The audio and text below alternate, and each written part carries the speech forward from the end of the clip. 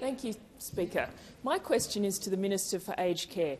How is the Albanese Labor government working to address the chronic undervaluation of gendered work in Australia, including in aged care, and helping Australian women to earn more and keep more of what they earn?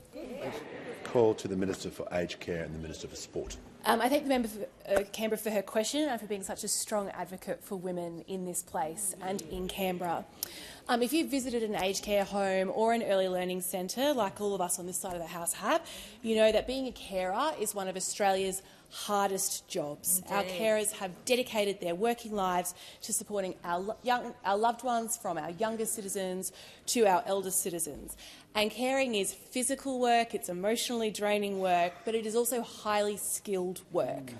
But for far too long, these workers, aged care workers, early educators, have been underpaid and they've been undervalued. And that's not because these jobs are not skilled or because these jobs are not important. It is because these jobs are predominantly done by women. Yesterday's Fair Work Commission decision was a cost of living win for workers, but it was perhaps more importantly a win for Australian women. It was a signal that how this country views their work is changing. The Albanese government understands gender equality and economic reform go hand in hand, and there is no greater example of putting this policy into practice than our historic aged care pay rise. Labor promised and delivered a 15% increase to award wage minimums for 250,000 aged care workers, an $11.3 billion investment in the people who dedicate their working lives to caring for older Australians.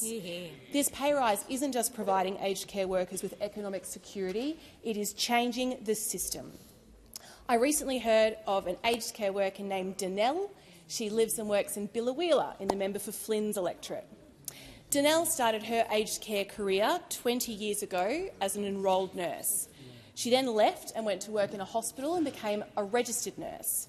But while working in hospitals, Danelle felt frustrated and she considered leaving nursing because she felt a huge amount of pressure about how little time she had to spend with her patients. So Danelle made a change. She moved north with her husband and her 2 sons. And I'm pleased to report Danelle has now returned to aged care after 20 years, and Danelle is thriving. She says that aged care has dramatically changed in the 20 years since she left it. She says now it feels like a family, not like a facility. Now it feels people-centred rather than institution-centred, because that is what happens when you invest in the care economy. That is what happens when you invest in women, in Australian women like Danelle. That is what happens when you prioritise a fairer future for all Australians.